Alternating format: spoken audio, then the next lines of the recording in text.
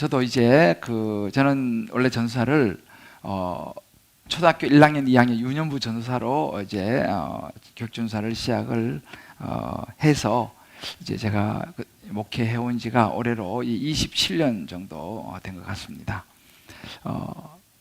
쭉 돌아보면서 하나님의 제가 이제 부르심을 대학 4학년 때 이제 받고 이제 신학을 공부하고 시작한 이 목회가 행복하고 참 감사하다 이런 생각이 들 때도 많이 있지만 또 때로 돌아보면서 좀 더 내가 좀 더 잘 성도님들 좀 더 잘 섬길 걸 하는 그런 아쉬움도 이제 제 안에 남습니다.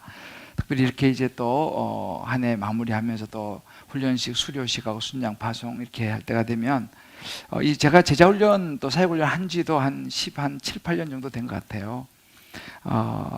근데 그런 생각이 듭니다. 이 바둑에서 이 복기라 그러죠. 복기. 한번 쭉 돌아보는 거예요. 내가 놓친 부분이 없는가? 아니면 내가 좀 더 보완해야 될 그런 부분이 없는가? 이런 생각을 쭉 한번 돌아봅니다. 그러면서 다음엔 조금 더 내가 잘해야지 이런 마음을 먹어보기도 하는데요. 그러면서 이제 제가 앞으로 또 이제 사역해야 될 그런 그 시간들을 내가 어떻게 성도들을 섬기고 또 훈련을 잘 보완할 수 있을까 이런 생각을 요즘은 또 이제 많이 해봅니다. 그러면서 제가 쭉 인생을 돌아보면서 제가 깨닫는 것이 한 가지가 있습니다. 참 제가 살아오면서 가진 것이 없었구나 라는 생각을 해보게 됩니다. 언젠가 한번 말씀드린 것 같긴 한데 저는 결혼할 때 제가 신학대학원 3학년 때 결혼했는데요, 정말 제가 아무것도 없이 100만 원 가지고 결혼했습니다. 그리고 학교를 졸업하면서 정말 아무것도 없이 유학을 떠났습니다. 그리고 10여 년의 영국 생활과 공부를 이제 마치고 한국으로 이제 또 청빙을 받아서 사람에게 부목사로 또 대학에 강의하면서 귀국을 하게 됐는데요, 가끔 그렇게 묻습니다. 어떻게 그것이 가능했냐? 그 비싼데 어떻게 그렇게 버텼냐? 이제 그런 어떻게 그렇게 장가를 갔냐? 뭐부터 시작해서 그럼 저는 다른 할 말이 없어요. 실제로 제가 하는 말은 그래서 나는 정말 기도밖에 할 수 없었습니다 라고밖에 말할 수 없는 것 같습니다. 아마 여러분들은 살아오시면서 또 신앙생활 하시면서 어떤지 모르겠습니다. 아마 여러분들 중에서는 기도 말고도 할 것이 많은 것이 있는 분이 있을지도 모르겠습니다. 그래서 보통 사람들을 보면요, 자기가 할 수 있는 것이 많은 분들은요, 기도하는 걸 별로 좋아하지 않습니다. 뭐 기도할 필요가 별로 없지 않습니까? 내가 그냥 하면 되니까. 그렇지 않습니까? 한편은 어떨 때 보면 그런 분들이 부럽기도 합니다만 시간이 지나면서 그런 생각을 해봅니다. 그것이 과연 능력일까? 그것이 정말 좋은 것일까? 바울과 실라는 감옥에 갇혔습니다. 복음을 전하다가 그들이 할 수 있는 것은 없었어요. 그래서 밤에 기도와 찬송을 하게 되죠. 그 밤에 사실 기적같이 옥문이 열리는 것을 이제 바울과 실라가 경험하게 되죠. 오늘 본문도 이 바울의 간절한 기도의 장면입니다. 무엇보다 이 기도하는 사람은 어떤 사람이냐면요, 내가 참 약하다라는 것을 깨닫는 분들이에요. 내가 별 볼 일 없구나를 깨닫는 분들이 이제 보통 기도를 하게 되는데, 원래 바울은 굉장히 잘 나가는 사람이었습니다. 뭐 학벌도 그렇고 가문도 그렇고 능력도 그렇고 모든 것이 아주 잘 나가는 사람이었지만 그가 예수님을 만나고부터는 생각이 바뀌었어요. 정말 주님, 어떻게 생각이 바뀌었냐면 오늘 그 8절에 보게 되면 이렇게 그는 고백을 합니다. 모든 성도 중에 지극히 작은 자보다 더 작은 나에게, 이렇게 말합니다. 세상적으로 볼 때는 그렇지 않았거든요. 근데 예수님 만나고 보니까 자기를 보면서 모든 성도 중에 지극히 작은 자보다 더 작은 나에게 이 은혜를 주신 것은, 이라고 자기를 소개해요. 그러면서 청량할 수 없는 그리스도의 풍성을 이방인에게 전하게 하기 위하심이구나 라고 고백합니다. 바울은 알았습니다. 바울은 정말 예수님 만나고 나서는요, 자기가 할 수 있는 것이 없다는 것을 너무 많이 깨달았습니다. 그래서 바울은 정말 기도밖에는 그가 할 수 있는 것이 없다. 지금도 복음을 전하다가 주님께서 주신 사명, 이 복음을 전하다가 지금 잡혀서 감옥에 있지 않습니까? 이 감옥에서도 거의 할 수 있는 것이 없다는 거예요. 기도밖에는. 그래서 바울은요, 그런 참 위대한 이 사도지만 항상 서신서에서 자주 강조하는 것이 뭐냐면 기도를 이야기합니다. 왜냐하면 자기가 그걸 경험했기 때문이죠. 그가 사랑하는 아들 디모데에게 디모데전서 2장 1절을 보면 그는 이렇게 디모데에게 얘기합니다.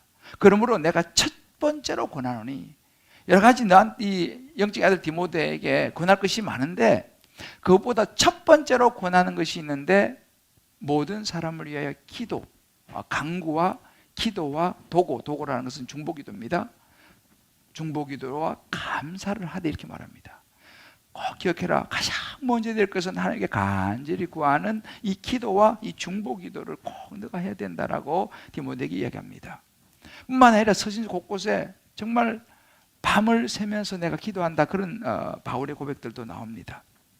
바울은 자기가 사역을 하면서 할 수 있는 것이 기도밖에 없고 기도가 능력이라는 것을 그는 알았기 때문입니다. 오늘 이 에베소서도 마찬가지죠. 에베소 성도들에게 이 감옥에 갇혀서 그가 기도하는 장면이 오늘 15절 말씀에 이렇게 나옵니다. 이름을 주신 보면 이름을 주신 아버지 앞에 무릎을 꿇고 비노니, 그래요. 내가 하늘과 땅에 있는 각 족속에게 이름을 주신 아버지 앞에 무릎을 꿇고 비노니.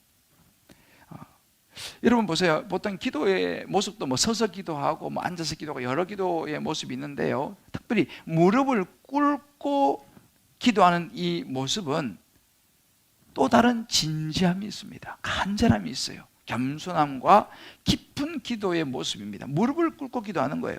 에베소 성도들에서 간절히 기도하는 바울의 모습을 보여주죠. 여러분, 엘리야도 기도할 때 이렇게 기도했고, 예수님도 겟세마네 동산에서 기도할 때 정말 땅에 얼굴 대며 그렇게 기도하는 간절한 모습을 우리는 볼 수 있습니다. 이렇게 바울이 에베소 성도에서 간절히 기도했던 이 기도는 어떤 기도였을까요? 이 바울의 기도는 그 첫 번째로 에베소 성도들의 속사람의 강건함을 위해서 기도했습니다. 이 바울이 오늘 16절에 보게 되면 그의 영광의 풍성함을 따라 그의 성령으로 말미암아 너희 속사람을 능력으로 강건하게 하시오며 라고 에베소 성도들의 속사람의 강건함을 위해서 기도합니다. 여러분, 우리는 보통 기도할 때 어떻게 기도합니까? 우리는 보통 현실적이고 눈에 보이는 외형적인 것에 관심이 많습니다. 어떤 영의 양식보다는 눈에 보이는 육의 양식에 관심이 많죠. 어떤 영적인 건강보다는 육적인 건강, 어떤 속사람보다는 겉사람, 어떤 현실적인 문제에 관심이 많아요. 필요하죠. 기도도 마찬가지다. 그러다 보니까 너무 현실적인 부분에 대한 기도를 우리는 많이 하게 됩니다. 뭐 나쁜 것은 아닙니다. 뭐 예수 믿는 사람 누구나 뭐 예외가 없죠. 목사도 뭐 예외가 없습니다. 저도 마찬가지로 그런 경향이 많습니다. 그렇기 때문에 우리는 외형적인 것을 가지고 자꾸 기도하다 보니까 때로는 그런 것들 때문에 타협하면서 살기도 하죠.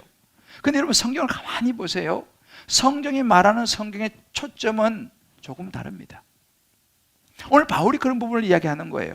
고린도서 5장 17절 유명한 구절이 있습니다. 누구든지 그리스도 안에 있으면 새로운 피조물이라. 이전 것은 지나갔으니 보라 새 것이 되었도다. 성경은요, 이전 것은 지나가고 새로운 피조물에 대한 부분을 이야기합니다. 이것을 좀 더 구체적으로 말하는 것이 고린도서 4장 16절입니다. 그러므로 우리가 낙심하지 아니하노니 우리의 겉사람은 낡아진다는 거예요. 그러나 우리의 속사람은 날로 새로워진다라고 이야기합니다. 우리가 어떤 시간이 들면서 우리 겉사람은 낡아지지만 우리 속사람은 날로 새로워진다. 그러니까 성경이 우리에게 굉장히 중요하게 말하는 포인트가 뭐냐면요, 속사람을 이야기해요.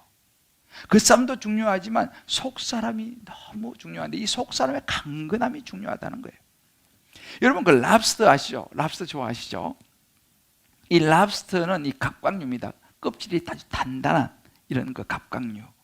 그런데 이 갑각류들은요, 이 랍스터 같이 이 갑각류는 껍질을 벗지 않으면 더 이상 자라지를 못합니다. 그래서 그 단단한 껍질을 이제 다큐멘터리 같은 데 보면요, 껍질을 벗고 나오게 돼요. 그런데 그 단단한 자기 보호막이지 않습니까? 껍질을 벗고 나오면 그 순간에 굉장히 약해집니다. 왜? 보호막이 사라지고 단단한 것이 자기를 보호해 줄 것이 없어지죠. 그런데 그 껍질을 벗고 나오는 과정을 통해서 이 랍스터가 커지더라고요. 자라요. 이 갑각류가 대체로 그렇습니다. 제가 그걸 가만히 보면서 오늘 말씀 묵상하면 느끼는 것이 뭐냐면, 여러분 우리 신앙도 통일합니다. 우리의 신앙도 언제 성숙하고 성장할 수 있느냐? 우리의 이 껍데기, 우리의 겉에 보이는 것을 벗고 우리의 속사람, 우리 내면이 강건해지고 성장할 때에 우리의 내면이 새로워져야지만이 우리 신앙도 성장하는 거예요. 성숙해 가는 것입니다. 다시 말해서 겉모습을 벗어야지 진짜 신앙인으로 성장할 수가 있어요. 오늘 일부에도 우리 한 집사님이 간증하면서 너무 많이 울어가지고 하여튼 자기 살아온 그 세월이 정말 이 집사님은 아예 예수라고 하는 예자도 쳐다보지 않았던 집사님이셨어요. 근데 부인의 그런 권면과 여러 사업 실패하면서 하여튼 그런 이야기를 하면서 오늘 우느라고 제대로 간증을 못했는데, 그럼 자기의 그 솔직한 그런 이야기들을 많이 나누어 주었습니다. 다시 말하면 자신의 껍질을 벗는 이야기예요. 여러분, 껍질을 벗는 게 쉽겠습니까? 절대 쉽지 않습니다. 왜요? 껍질을 벗으면 자기 약한 모습이 드러나잖아요. 그럼 어떻게 됩니까? 위험하다고 느끼죠. 우리는 그런 간증을 들으면요, 그런 생각이 들어요. 아유, 저 뭐 찌질하게 뭐 저런 이야기를 하냐. 뭐 그냥 당당하게 살면 되지. 좀 전에 우리 두 분의 간증 들으면서도 그런 생각을 할 수 있습니다. 그냥 위험해 보이죠. 저 이야기 듣고 누가 딴 사람이 알면 어떡하지? 뭐 이런 생각도 할 수 있잖아, 그죠? 어차피 위험해 보이는 거죠. 근데 여러분 가만히 보세요. 그런 간증을 하면서 자기의 껍질을 벗은 사람들이 성장하지 않습니까? 그런 분들의 공통점이 뭐냐? 새로운 신앙의 세계를 경험을 해요. 그러면서 그 가운데서 두 분도 그런 고백을 하지 않습니까? 내가 이전에 알지 못했던 하나님과의 그 교제의 기쁨, 진짜 행복이 무엇인지, 진짜 삶의 의미가 무엇인지를 깨닫는다라고 고백을 합니다. 하나님의 풍성함을 경험하는 거죠. 다윗이 지금 이야기를 하고 있습니다. 여러분, 오늘날 많은 분들이 교회를 다닙니다. 신앙생활을 짧게는 뭐 몇 달부터 해서 몇 년, 수십 년 신앙생활을 합니다. 근데 왜 변화가 없을까요? 교회는 수십 년 모태신앙으로 다녔는데 왜 조금도 하나님을 잘 알지 못할까요? 껍질이 너무 단단하기 때문이 아닌가 생각합니다. 미안하지만 겉으로는 안 그런 척, 아주 젠틀하고 나이스하고 아주 교양이라고 하는 이 단단한 옷을 입고 그 안에 있으니 그 신앙이 수십 년이 지나도 자라지 못하는 것이 아닌가. 여러분, 신앙생활 하시는 분이 정말 그렇게 아무런 문제가 없을까요? 살아오시면서 진짜 여러분 마음속에 이런저런 힘듦과 정말 그런 부분이 없습니까? 저의 경우를 보면 그렇지 않습니다. 목사로 살아가는 저 역시도 제 안에 많은 아픔과 슬픔과 정말 남들이 들으면 부끄러운 그런 이야기들이 많이 있죠. 저도 간간히 하죠. 왜요? 이 껍질을 본다는 게, 목사라고 하는 껍질을 본다는 게 굉장히 어려웠습니다. 저 역시도 마찬가지로. 그러나 그 껍질을 벗었을 때 제가 또 한 단계 성장하면서 하나님께 가까이 나아갈 수 있었던 것을 저는 기억합니다. 우리가 바로 이렇게 신앙인이라고 하는, 교회 다닌다고 하는 집사, 권사, 장로, 목사라고 하는 이 껍질을 벗을 때 우리 속사람이 성장할 수 있고 강건해질 수 있는데, 자, 그러면 어떻게 껍질을 먹고 우리 속사람이 강건해질 수 있느냐라는 거예요. 바울이 오늘 그 이야기를 합니다. 오늘 16절 말씀 보게 되면요, 이 속사람의 강건함을 성령으로 말미암아 이렇게 한 거예요. 하나님의 영광이 풍성을 다해 성령으로 말미암아 너희 속사람을 능력으로 강건하게 하시오며라고 바울이 기도합니다. 성령의 은혜, 우리가 성령이 우리 안에 들어오시면서 우리 안에 내면이 녹아짐으로 우리의 속사람이 강건해질 수 있다라고 바울이 이야기를 합니다. 속사람이 뭡니까? 우리 속사람은 눈에 보이지 않는 우리 내면의 중심이에요. 다른 말 우리 마음이라고 말할 수 있습니다. 사람은요, 그 보이지 않는 그 마음에 따라서 생각하고 판단하고 가치관이 형성이 되는, 이것이 바로 우리의 속사람, 내면, 마음이라고 말할 수 있습니다. 여러분 보세요. 사람들이요, 절대로 안 변하는 사람은 어떤 사람이냐? 그 마음이 안 변하는 사람은요, 절대로 변하지 않습니다. 외형은 뭐 좀 변할 수 있지 모르지만 마음이 안 변하는 사람은요, 절대로 그 사람은 삶의 변화는 없습니다. 그래서 바울은 로마서 12장 2절에서 이렇게 말합니다. 너희는 이 세대를 본받지 말고 오직 마음을 새롭게 함으로 변화를 받아. 여러분, 이 세상은 껍질을 절대 벗지 않습니다. 껍질이 자기를 보호하기 때문이죠. 그러니까 이 세대는, 이 세상 사람들은요, 마음의 변화가 일어나기가 거의 어렵습니다. 안 변합니다. 생각 안 변합니다. 나이가 들면 들수록 더 견고해집니다. 고집도 더 세지고 자기가 얼마나 강해지는지 모릅니다. 바울이 그렇게 말하는 거예요. 이 세대를 본받지 말고 이 세대처럼 그렇게 단단한 껍질을 벗고 마음을 새롭게 함으로, 이절 다시 띄워주세요. 마음을 새롭게 함으로 변화를 받아. 우리 마음이 새로워져야지 우리의 삶이 변해진다는 거예요. 그러면 어떤 일이 벌어지냐? 하나님이 선하시고 기뻐하시고 온전한 뜻이 뭔지를 그때서야 비로 알 수 있겠다는 거예요. 우리의 속사람이 변해야지, 그래야지 하나님과의 교제가 일어나고 기쁨과 하나님의 선하심과 내가 무엇이 하나님의 뜻인지를 우리가 알 수 있겠다는 거예요. 이것이 어디서 출발하냐? 속사람의 변화, 속사람의 강건함으로부터 시작된다라고 이야기를 하는 거죠. 그럼 그 속사람을 누가 변화시키느냐? 바울은 말합니다. 성령으로 말미암아. 성령님이 바꾸신다는 거예요.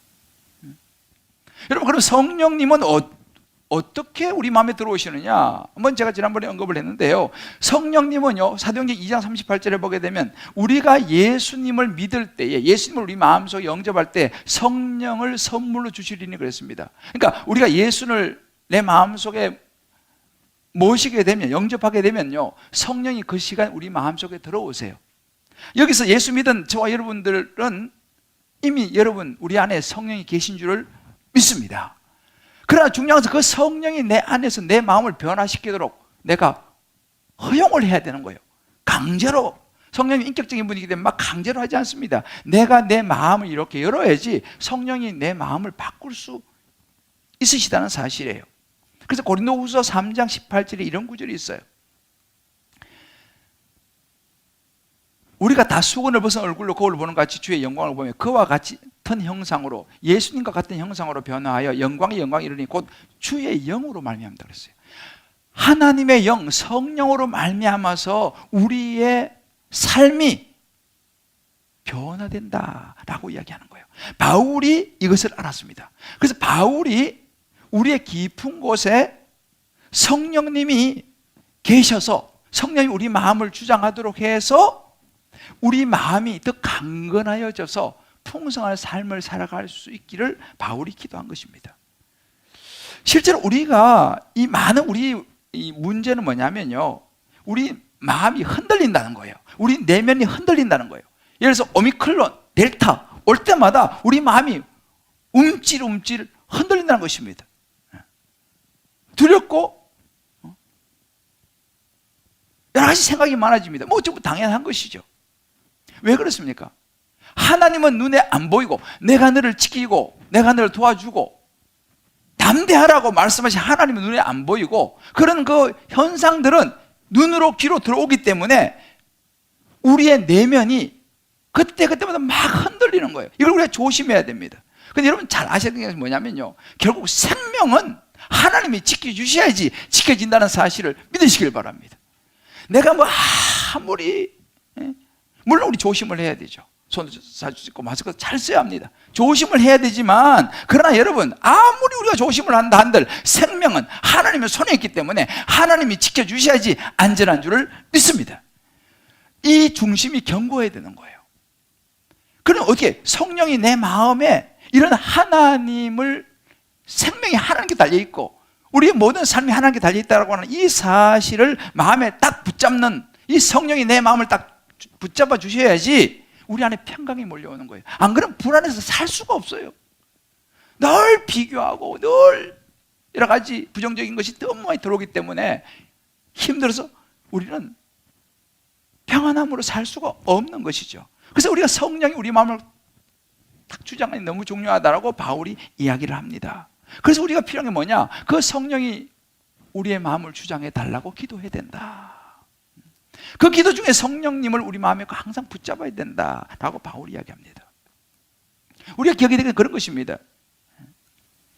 우리는요, 기도하면서 어떤 우리 개인적인 문제들을 위해서 기도해야죠. 주님 이렇게 했습니다. 일용할 양식을 위해서 기도해야죠. 예를 들면 감기 안 걸리게 기도해야 됩니다. 코로나 우리 안 걸리게 열심히 기도해야 됩니다. 우리 자녀 여러 가지 기도해야 됩니다. 그런데 여러분, 이 모든 기도를 해야 되지만 사실 주님은 우리에게 무슨 말씀하시냐면, 바울도 그런 일상적인 필요를 위한 기도도 필요하지만 그것을 넘어서서 성령으로 말미암는 우리 속사람의 강건함을 위해서 기도해야 한다는 거예요. 우리가 우리 자녀 영어 시험 잘 보고 영어 잘하고 수학 시험 잘 보고 또 뭐 좋은 학교도 가고 하여튼 여러 가지 직장 여러 가지 다 잘 되고 다 중요한데, 바울이 이런 얘기를 하는 거예요. 그거 다 필요하지만 그거보다 더 중요한 것이 있는데 그 자녀의 마음, 자녀의 속사람이 강건해지도록 기도하라, 이렇게 얘기하는 거예요. 여러분, 우리가 우리 자녀들 위해 속사람의 강건함을 위해서 기도해야 됩니다. 여러분 생각해 보세요. 아무리 좋은 학벌을 가졌다 칩시다. 아무리 많은 뭐 재산을 가졌다 칩시다. 아무리 세상 것을 다 이뤘다 칩시다. 속사람이 강건해지지 못해서 무너져 버리면 그 무슨 소용이 있습니까?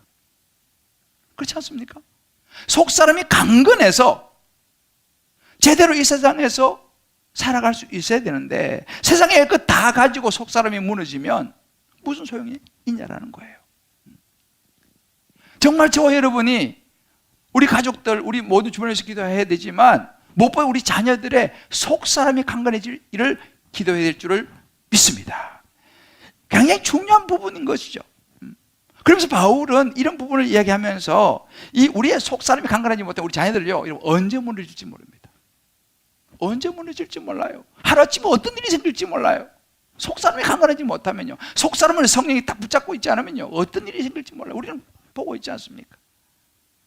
바울이 말하는 것은 거기서 한 발 더 나갑니다. 나만을 위한 기도를 넘어서 이제는 이 바울처럼 우리가 가족들, 또 우리 주변의 성도들, 주변의 심각한 질병 혹은 또 사별, 또 혹은 실직, 여러 가지 일들로 고통받는 이들을 위해서 너희들이 기도하라, 이렇게 얘기하는 거예요. 왜요? 얼마나 힘듭니까 그들이. 그들의 무엇을 위해서 기도하라고요? 속사람의 강건함을 위해서 기도하라는 거예요. 여러분 주변에 어려움을 당한 분들이 있으면요, 다른 것도 기도하지만 그분들의 속사람이 강건해져서 그 어려움을 잘 딛고 이겨낼 수 있도록 기도할 수 있게 되기를 주의 이름으로 축복합니다. 각자 한번 적용해 보세요. 내 기도의 중심은 성령 안에서 속사람의 강건함인가, 아니면 그저 눈에 보이는 세상의 돈과 권력과 어떤 외모와 외형적인 것에 내 모든 기도의 초점이 향하고 있지 않은가. 정말 내가 내 가정과 내 자녀를 위한 내 기도의 초점은 어디에 있는가. 각자 한번 적용해 보시길 바라요. 두 번째, 바울의 기도는 그리스도 안에서의 믿음입니다. 오늘 17절 말씀에 그런 구절이 있습니다. 믿음으로 말미암아 그리스도께서 너희 마음에 계시게 하시옵고. 우리 마음, 우리의 속사람 이 강건해져야 되는데, 그럼 우리 마음의 속사람에 누가 계셔야 되느냐를 이야기합니다. 우리 마음의 주인이 누가 되어야 되냐? 믿음으로 말미암아 그리스도께서 그 마음의 주인이 되어야 된다라고 이야기합니다. 여러분, 우리 인생을 보세요. 우리 마음의 주인이 내가 되지 않습니까? 그럼 우리는 날마다 경직되고 우리 안에 끊임없이 욕심이 올라오잖아요. 이기심이 올라오고요. 절대 만족을 할 수 없습니다. 왜? 끊임없이 비교하죠. 내가 50원 가졌으면 다른 사람은 100원 가졌으면 내가 기분이 좋지 않습니다. 우리 마음의 주인이 내가 되면요, 우리는 절대로 평안할 수가 없어요. 그래서 바울이 이야기하는 것입니다. 너희 마음에 믿음으로 말미암아 그리스도가 계시게 해라. 그리스도가 주인이 되게 해라. 그 예수님이 중심에 들어오셔서 너희를 지배하도록 해라 라고 말합니다. 그 과정이 뭐냐? 믿음이에요. 믿음으로 말미암아 그리스도께서 너희 마음에 계시게 하셨고, 우리가 그래서 이 믿음이 중요하다는 거예요. 이렇게 믿음으로 예수님이 우리 마음에 들어오셔서 우리 마음을 딱 주장하지 않습니까? 우리 속사람을 붙잡지 않습니까? 우리 인생에 많은 문제가 해결된다는 거예요.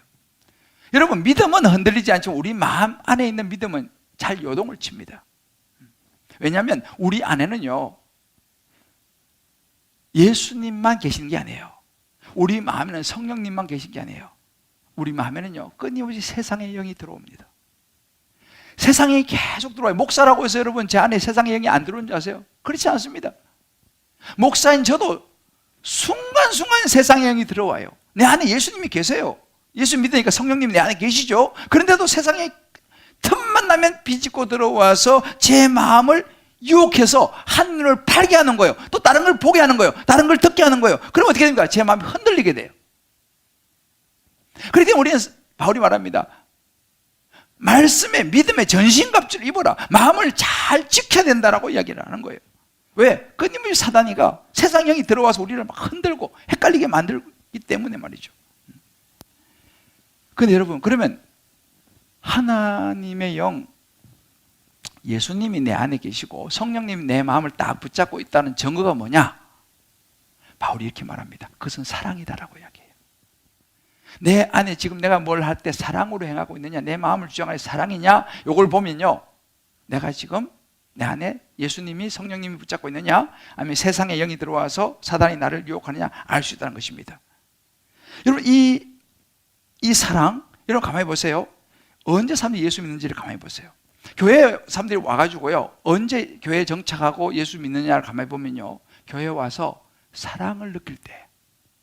주일학교 애들이요, 주일학교 와서 전도사님이나 목사님이 하면 꼭 안아주잖아요. 그러면 사랑을 느껴요. 그럼 그 아이는 주일학교에 정착할 가능성이 많고, 그러면서 예수를 믿게 돼요. 교회도 마찬가지입니다. 교회에 한번 왔는데 성도들의 눈빛이 막 쌀쌀맞아. 그리고 막 이렇게 쳐다봐. 사랑을 못 느껴요. 그러면 그분은 이 교회에 정착이 어려워요. 그렇잖아요. 사람은요, 사랑을 느껴야지 교회도 정착하는 거예요. 그래야지 정착을 해야지 예수 믿을 거 아니겠습니까? 그래서 교회에서 이 사랑이 너무너무 중요합니다. 그러니까 사랑이 우리를 건강하게 만들어주는데, 바울이 이런 이야기를 하는 거예요. 하나님, 에베소 성도들이 이 사랑을 알게 해주세요. 이 사랑의 터가 잘 뿌리를 잘 내리게 해주세요. 왜요? 그 사랑이 뿌리를 내릴 때에 그 중심에 그리스도가 계시고 성령님이 계시기 때문에요. 자, 그러면 그 사랑은 어떤 형태냐라는 겁니다. 그게 오늘 우리 19절 말씀을 보게 되면요, 하나님의 사랑이 어떤 형태로 나타나냐, 그 너비와 길이와 높이와 깊이가 어떠함을 깨달아 라고 얘기합니다. 여기서 하나님의 사랑의 너비, 길이, 높이, 깊이가 뭐냐, 좀 구체적으로 말하면 이 너비라는 것은 뭐예요? 폭 아닙니까? 그러니까 하나님의 사랑은 누구라도 받아주는 사랑이에요. 너비. 그리고 길이, 깊은 아픔까지도 감수하면서 받아주는 사랑. 높이, 초월적인 사랑. 그리고 깊이, 그리스도의 희생적인 사랑이에요. 십자가의 그 희생적인 사랑. 그 죄인까지도 받아주시는, 영혼의 아픔까지도 받아주시는 하나님의 이 사랑. 이런 사랑을 에베소 성도들이 깊이 알고 깨닫기를 원해요. 왜? 그렇게 될 때 어떤 현상이 벌어질 거냐면, 지금 에베소 교회 안에 유대인들과 이방인들이 막 서로 막 싸우잖아요, 지금. 그런 그 분열 갈등이 많아요. 그런데 이 사랑을 알게 되면 그런 문제가 해결이 된다는 거예요. 이거 우리도 마찬가지입니다. 우리가 오늘날 살면서요, 막 가정이 깨지고, 막 문제가, 관계가 틀어지고, 가만히 보세요. 복잡한 문제 아닙니다. 남편이 집에 들어오면 항상 양말을 벗어 아무 때 집던져. 너무너무 정말 부인한테 스트레스예요. 그죠? 치약을 짤 때 중간부터 꾹 짜. 좀 뒤에서부터 좀 짜야지. 이런 사소한 문제입니다.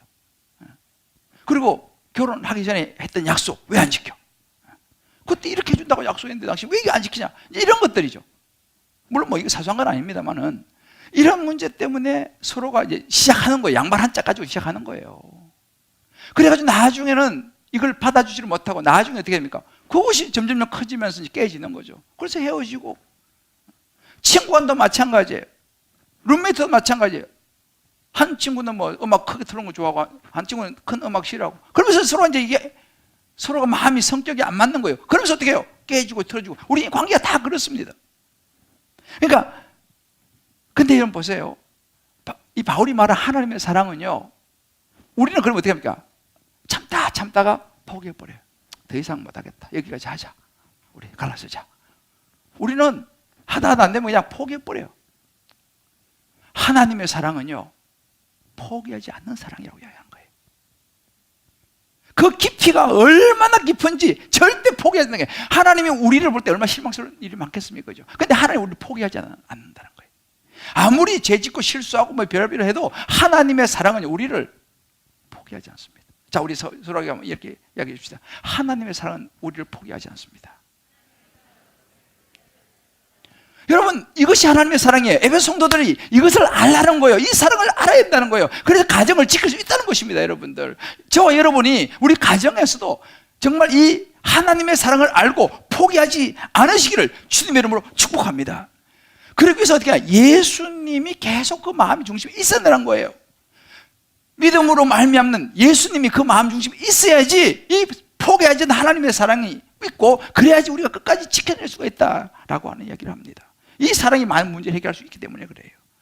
한번 이 부분을 한번 여러분들이 적용해 보시길 바랍니다. 말씀 노트를 각자 한번 보시고요. 내 안에 진짜 그냥 교회만 다니느냐, 아니면 진짜 내 안에 그리스도로 말미암는 믿음이 있느냐, 이걸 보셔야 돼요. 내 안에 그리스도로 말미암는, 나를 십자가에 죽으시고 부활하신 그리스도로 말미암는 이 믿음이 있는가, 또 믿음이 있다면 그 믿음에서 나온 흔들림이 없는 이 사랑이 내게 있느냐, 이걸 봐야 돼요. 이 사랑, 아내에 대한, 남편에 대한, 부모에 대한, 자녀에 대한, 동료, 주변 사람들에 대한 이 사랑이 있는가를 한번 점검해 보셔야 됩니다. 그리고 한 가지 중요한 것은 뭐냐? 누가 내 인생의 주관자냐는 거예요. 이 말은 내 마음을 누가 주관하고 있냐는 거예요. 나냐, 하나님이냐. 마지막으로 바울이 기도하는 것은 뭐냐면 하나님의 모든 충만하심이 임하기를 기도했습니다. 이 바울의 마지막 이 기도입니다. 19절을 보면요, 하나님의 모든 충만함으로, 충만하신 것으로 너희에게 충만하게 하시기를 구하노라 기도했습니다. 자, 그럼 여기서 말하는 하나님의 충만함이 무엇이겠습니까? 하나님의 충만함이라는 말은 좀 어렵지만 쉽게 말하면 우리 안에 계신 성령님이 충만하신 것을 의미합니다. 다시 말하면 예수님이 내 마음에 딱 계셔가지고 내 안에 성령이 충만하고, 그렇게 되면 내 마음이 하나님으로 충만해져서 하나님을 내가 느낄 수 있고 하나님을 경험할 수 있는 것, 이것을 하나님의 충만함이라고 말합니다. 여러분, 하나님의 충만함은 다른 말로 하나님의 능력이라고 말할 수 있어요. 하나님의 능력, 내 안에 하나님의 능력이 충만해지는 거죠. 그런데 뭐 어떤 일이 벌어지냐면요, 우리가 살아가면서 내가 하는 게 아닙니다. 내가 어떤 일을 하는 게 아니에요.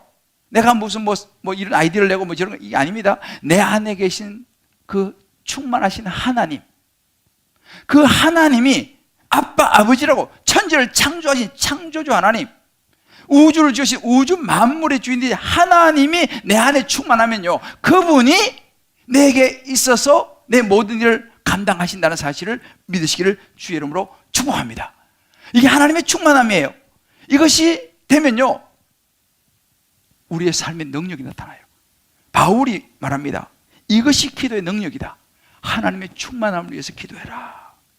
저는 요즘도 하나님의 이 모든 이 충만하신 이 임하는 이 기도의 힘을 저는 지금도 사실 경험하고 있어요.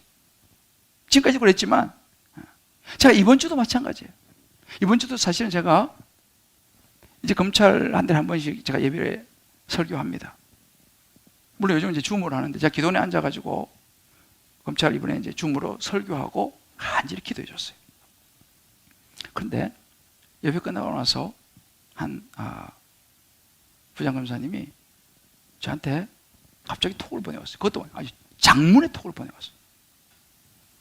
그 뭐가 죽이려고 보니까 이 목사님이 목사님을 제가 예배 드리는데 말씀과 기도 가운데 정말 제 마음 깊은 곳에 해결되지 않은 어떤 집안에 무슨 일이 있어요. 그 문제 너무 힘들고 눌렸는데 그 짐이 오늘 말씀과 기도 가운데 풀어지는 것을 경험했습니다. 그리고 제가 비로소 하나님의 뜻을 발견하고 이 문제를 해결받았습니다. 너무너무 감사해 제가 이 톡을 드립니다 하고 그 내용을 쭉 써가지고 근데 저도 깜짝 놀라면서 얼마나 기쁜지 몰라요. 아, 하나님의 충만함이 임했구나. 제가 그분의 그걸 어떻게 알아요? 그런데 하나님의 충만함이 임하니까 그 말씀과 기도 가운데 그 임하니까 기적 같은 일이 일어난 거예요. 또 제가 이번 주에 한 톡을 받았어요. 한 집사님이 저한테 그 사진을 한 장 보내왔어요. 이 사진은 제가 수능 기도회 때 해줬던 그 기도, 제가 수능 기도회 때 이제 그 전날 이제 이렇게 기도를 해줬습니다. 근데 그 톡이 이렇게 했어요. 목사님, 부축에다가 2년간 병마와 싸우느라 공부 포기했고 고등학교 졸업만 하기를, 건강 회복하기를 기도했는데 큰 선물을 주셨네요. 등등등. 너무 기쁘고 기도 감사드려요. 톡이 왔어요. 제가요 얼마나 기뻤는지 몰라요. 그 아이는요 공부 포기한 아이예요. 왜? 건강이 너무 안 좋으니까. 근데 이번에 대학에, 그것도 진짜 괜찮은 대학에 관문을 통과한 거예요. 근데 이 아이가 몸이 그래서 학교도 그냥 툭하면 안 갔어요. 근데 예배는 안 빠졌다는 거예요.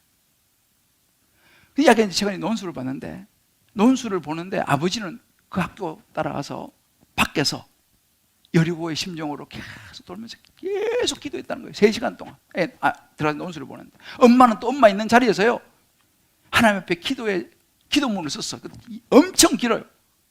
그 기도문을 쓰면서 기다린 거예요. 그러니까 그가 여러 가지 좀 쉽지 않은데 거기서 논술을 너무너무 잘 봐버린 거예요. 하나님의 충만함이 그 아이에게 임한 줄을 믿습니다. 엄마 아빠 기도하니까 하나님의 충만함이 임하면 이게 능력이라니까요. 그러면 그런 일이 일어난다는 사실이에요. 그래서 그가 이번에 합격했어요. 그러니까 이 두 분이 하나님이 붙여주셨음을 온 마음으로 깨닫고 있습니다. 여러분도 기도 가운데 하나님의 충만함을 경험하고 있습니까? 여러분 하나님의 충만함이 임하면 이런 하나님의 능력이 나타날 것을 믿습니까? 여러분 하나님 앞에서 이루고자 하신 부분이 어떤 부분이 있어요? 여러분 자신이 이루려고 합니까? 아니면 하나님께 기도함으로 하나님의 충만함을 기대합니까? 여러분 진짜 어렵고 힘든 일, 도저히 불가항력적인 일이 나타났을 때 여러분 뭐 하세요? 사랑하는 성도 여러분, 저는 제 인생에 제가 고백할 것이 있다면 기도밖에 할 수 없는 인생이었다는 거예요. 가끔 사람들이 저에게 묻습니다. 어떻게 그걸 목회합니까? 목사님 교회 이런저런 어려운 일 터지면 어떻게 해결합니까? 솔직히 저는요 해결할 능력이 없다고 이야기해요. 솔직히 저는 없어요. 제가 어떻게 우리 성도들 이런저런 문제를 내가 어떻게 다 풀어냅니까? 제가 제 문제도 해결하지 못하는데 제가 어떻게 여러분의 문제를 다 해결합니까? 솔직히 저는 해결할 능력이 없어요. 목회 현장에서도 지금도 이렇게 저렇게 막 생기는 정말 가슴이 철렁 내려앉는 그런 일들, 너무너무 성도가 갑자기 당하는 엄청난 아픔 앞에서 저는 내가 뭐라고 해야 될지 모르겠어요. 제가 요즘 또 가서 본 중에 하나가 뭐냐면요, 이 코로나 상황에서 내가 성도들을 위해서 해줄 수 있는 게 없어요. 제가 여러분들을 위해서 뭐 백신을 개발할 수 있는 것도 아니고 제가 여러분을 위해서 해줄 수 있는 게 없다는 것이 제가 너무너무 마음이 안 좋아요. 제 힘과 능력으로 할 수 있는 게 없어요. 그래서 저는요 매주일 기도원에 올라갑니다. 그래서 기도해요. 내가 할 수 있는 건 기도밖에 없기 때문에. 최근에도 이런저런 많은 문제들을 놓고 하나님이 제게 그런 마음을 주시는 거예요. 이거는 그냥 보통 기도해서 안 된다. 그래서 하나님 앞에 알겠습니다 하나님, 내 이번 한 주는 특별히 올라가서 금식하며 기도하겠습니다.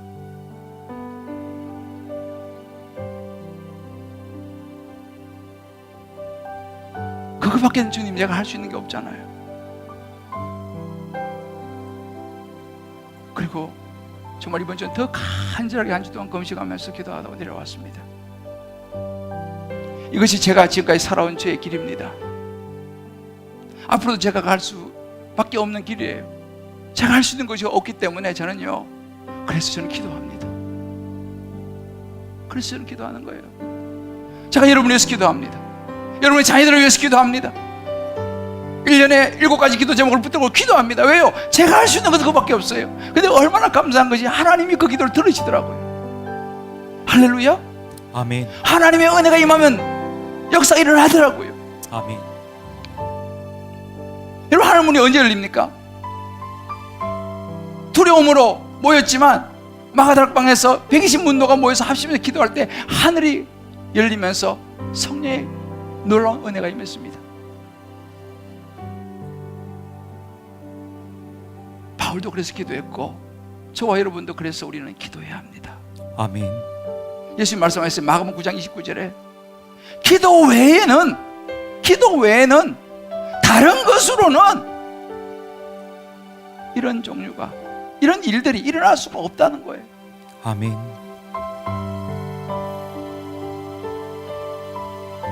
안 된다, 아니에요 여러분들. 불가능하다, 그렇죠. 우린 불가능하죠.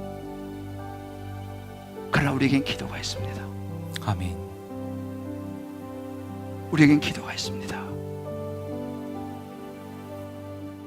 우리에겐 답이 없지만 주님께는 답이 있음을 믿으시기를 주의 이름으로 축복합니다. 아멘.